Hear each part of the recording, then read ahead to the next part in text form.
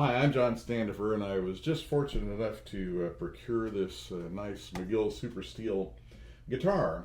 Beautiful thing, myrtle side and back of all things. And this thing is just an absolute cannon, and I'm in love with it. And so I thought I'd tell you a little bit about it. Some of the things that I particularly like about it is that it has a lot of mid-range, more than most guitars, it seems like. It's loud as all get out. It produces harmonics.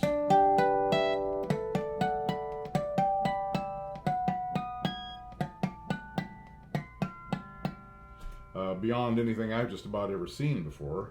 It's good for like Chet Atkins style stuff that I do a lot with the thumb pick, and it's also, I can get a great big fat mellow sound out of it. It cuts really well in a mix because of all that mid-range. I used to, I was kidding around with Tommy Manuel one time, and he was always on me to, he said, John, says mid-range is your friend. Because I always, I think I know what I want in an acoustic guitar sound. I want it to sound exactly like the guitar, right?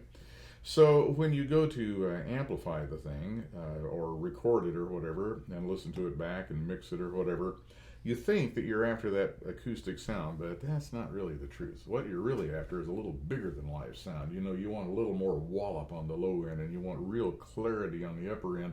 And to do that, you end up scooping a little bit of the mud out of the mid-range and everything, and pretty soon you got this big smile EQ thing going. And Tommy used to get on me about that. He said, he'd hear that sound, he says, mid-range is your friend, John, And so I didn't get the picture for quite a little while until I picked up this thing. And I went, okay, I get it. Because it has an extra amount, and it sounds, some people think it sounds a little bit like a resonator guitar, which of course I have one of Paul's resonator guitars. But, it's got a big, loud voice and everything. It has a little bit of that built-in reverb, and it's got that mid-range punch. So anyway, that's real nice, but usually I wouldn't like mid-range. I would say, that sounds nasal or it sounds funky or something, but this is like good mid-range. So anyway, let me give you an idea here. Just listen to the difference in tones. Here's a typical thumb picking tune.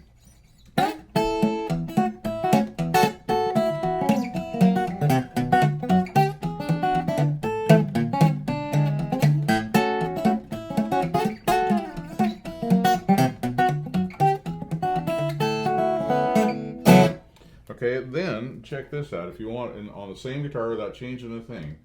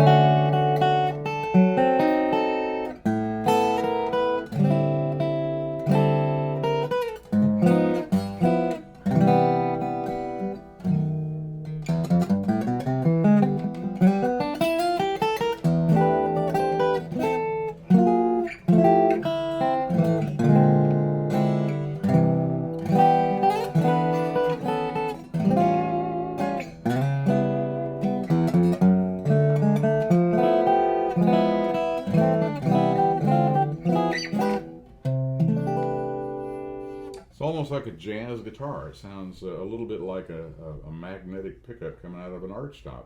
And by the way, that's one of the main reasons that when I first heard this, I thought it would be good for me.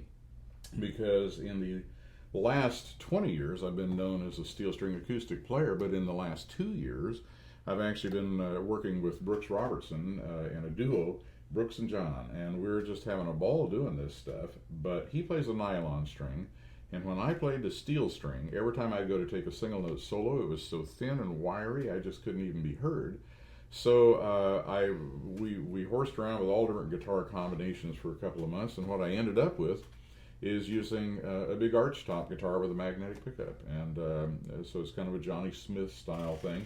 And I had, of course, that huge mid-range and bass bump, you know, so I could play single note lines and not even have to bear down and get a really good sound.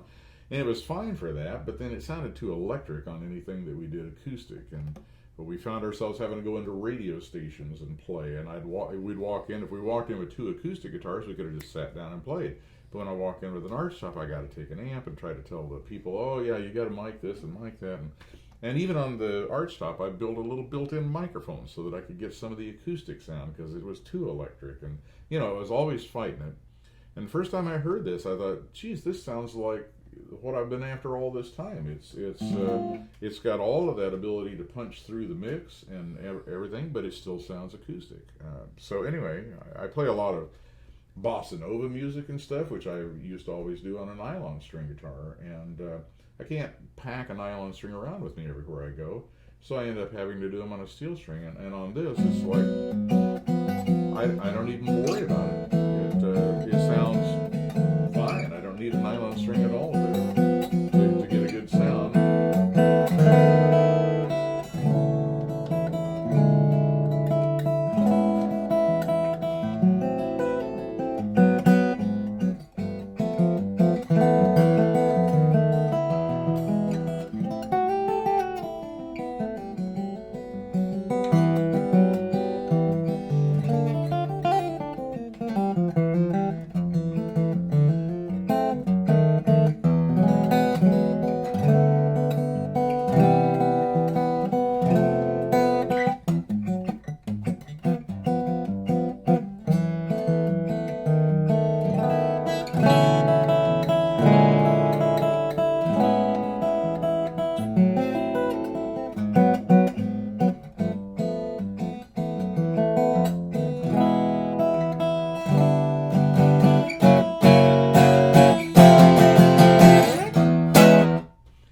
See also that you have no ceiling to worry about in terms of volume level. You can play very quiet and get a nice sound. And if you want more out of it, all you got to do is hit it harder. It's there.